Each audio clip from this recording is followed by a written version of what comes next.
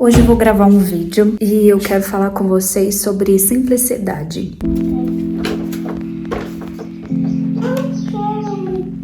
Mamãe.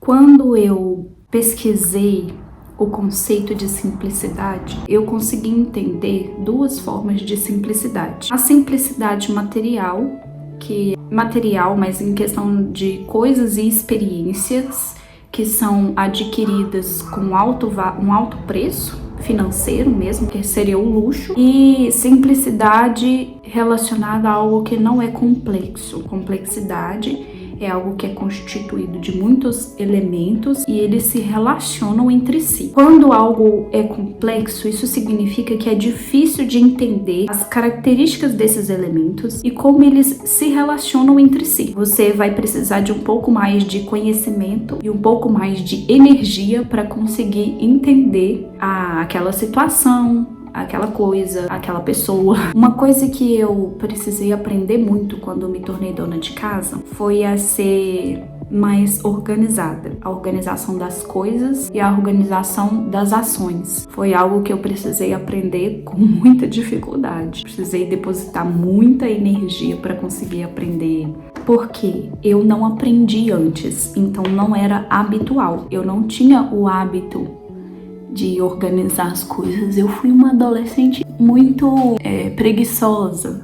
E quando eu me casei, eu comecei a ter consciência de como essa preguiça me prejudicava. Então, começou a prejudicar a forma que eu lidava com os meus compromissos e com o ambiente onde eu vivia. Isso significa que eu tenho uma boa rotina hoje e que eu organizo bem as coisas hoje? Não. Em primeiro lugar, porque eu estou aprendendo. Então, assim, eu ainda não tenho os conhecimentos, aquele conhecimento sobre como organizar as coisas direitinho, como limpar as coisas direitinho.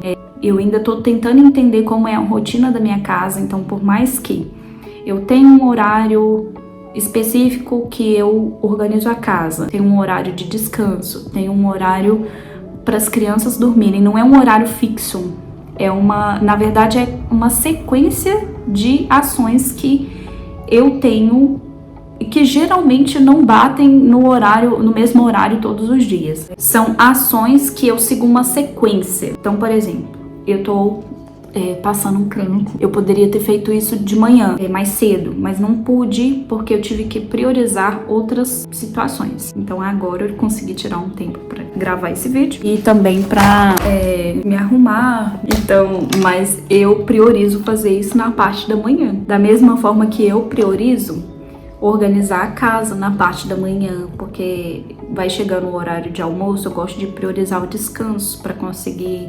continuar trabalhando na casa, estudando. Eu preciso desse descanso, então eu priorizo o descanso na metade do dia. Tento fazer tudo que eu posso fazer na casa na parte da manhã. Eu faço isso todos os dias? Não, às vezes não, porque eu ainda sou uma dona de casa um pouco desleixada, então eu tô aprendendo. Quando eu comecei cuidando da minha casa em 2020, eu comecei sem saber absolutamente nada de como organizar as áreas da casa, como montar uma rotina que atendesse às necessidades e os compromissos de todo mundo. Então eu precisei aprender tudo na prática.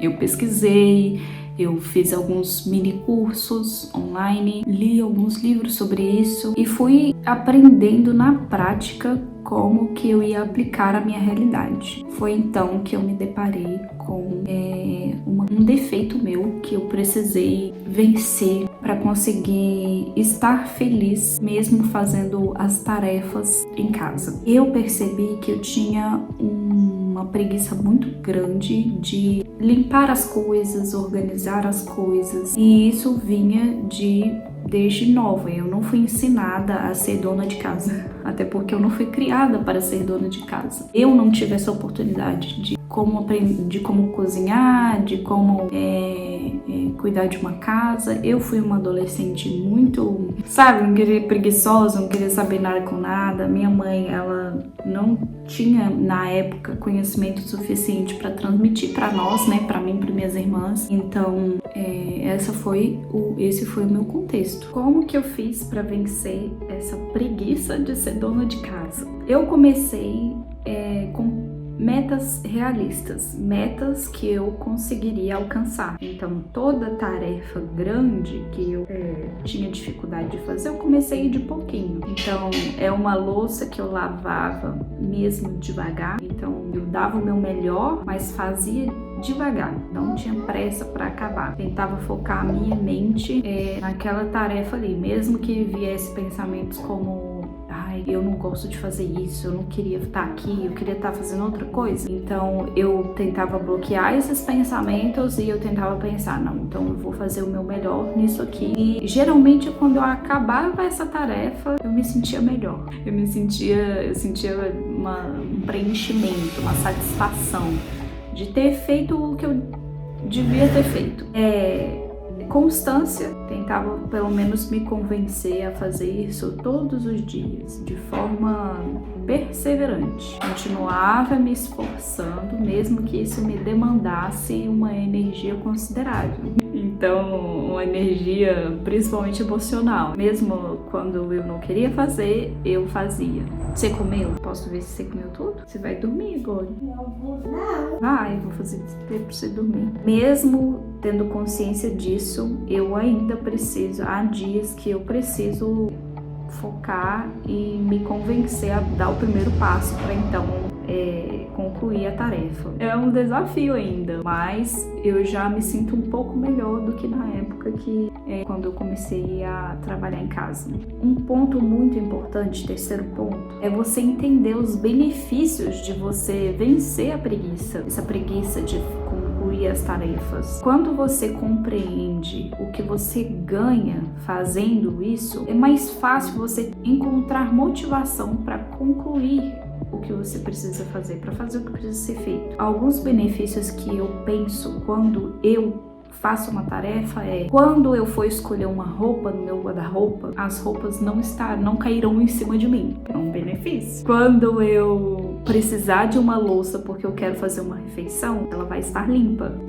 Então, assim, pensar nisso me ajuda muito a fazer a tarefa. Então, na hora que eu me deparo com uma tarefa na minha frente e eu penso, não quero fazer. Eu logo penso, nossa, na hora que eu fizer o almoço, eu não vou conseguir fazer direito se essas louças estiverem aqui. Então, é melhor que eu lave. Às vezes eu uso dessa estratégia. Funciona.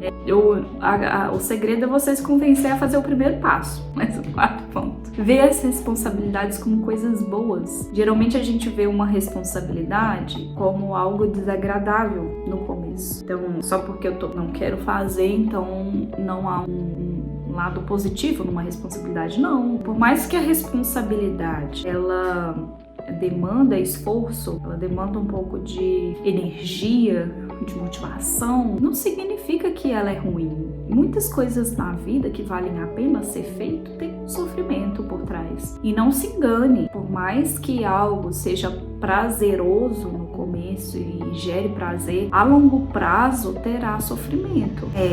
Todos os caminhos, tanto bom quanto o caminho ruim, eles terão o seu nível de sofrimento. Acontece que quando é um caminho de virtude, o sofrimento ele é inicial, mas as consequências boas são a longo prazo. E o caminho ruim, o prazer é imediato, mas as consequências são desagradáveis. Então, é uma questão de escolha. Acontece que as responsabilidades da casa, elas são positivas porque nos ajudam a acessar um pouco essa sensação de preenchimento. Por quê? Porque por mais que o resultado não seja financeiro, essa produtividade que a gente vive dentro de casa, ela é menos acelerada do que a produtividade fora de casa. Os resultados não são tão óbvios. Por exemplo, no final do mês, quando você tem uma carreira e você ganha o seu dinheirinho, em casa o resultado, o benefício, a consequência, ela não é financeira, em parte, porque se você for avaliar algumas coisas, ela também é financeira, principalmente se falarmos sobre, gente, como é que era a palavra mesmo? Economia. Sobre economia. Então, quando a gente fala sobre economizar em casa, a gente está falando de certa forma sobre dinheiro. Então, assim, hoje é muito lindo. Rosto de suco de uva. Mamãe ama muito você. 2 pontos, então. A clareza sobre o propósito mais elevado das responsabilidades. Então, a gente tá falando de qual responsabilidade? As tarefas de casa. Então, ter propósito, entender o sentido, a finalidade, por que você está fazendo isso. É porque eu quero cuidar da minha família, é porque eu quero cuidar do meu filho, é porque eu quero cuidar de mim, eu quero facilitar a minha rotina, eu quero evitar certos desconfortos, como por exemplo uma pilha de roupa caindo na sua cabeça, enquanto você procura uma roupa para sair para um compromisso. Então são milhares de circunstâncias que a gente pode pensar a respeito do porquê, do sentido de fazer uma tarefa. Pensar no porquê vai ajudar, de certa forma, a criar uma motivação, mas não ela sozinha. Aplicar cuidado ao fazer uma tarefa. O que é o cuidado? É você direcionar, é você concentrar os seus sentidos, né? A sua visão, sua audição, seu tato, tudo o que for possível naquele momento, os seus sentidos naquela tarefa. Então você vai estar focado. Então, você vai focar naquela tarefa e vai fazer da melhor forma possível. Sua atenção vai estar direcionada à tarefa. E você vai fazer com o maior capricho possível. Vai dormir sim. Você fecha a cortina? Já tá na hora de você dormir, né? Mas antes tem que fazer higiene, lavar o rosto, lavar a mão, escovar o dente. Aqui, ó. Sim. Empenhar-se, direcionar também a sua energia para aquela tarefa.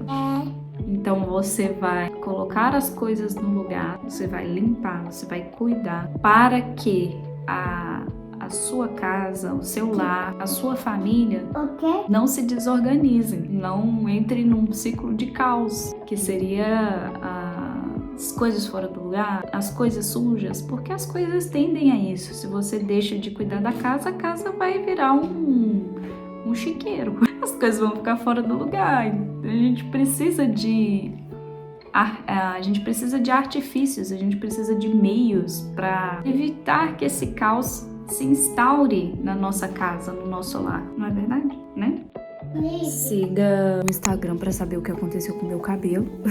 E se esse conteúdo fez sentido para você, comente algo que te ajude a seguir e organizar as coisas na sua casa. Parar de gravar. O que tá acontecendo? O que foi? Só porque eu decidi gravar as crianças. Nada por assistir até aqui. Espero te ver no próximo vídeo.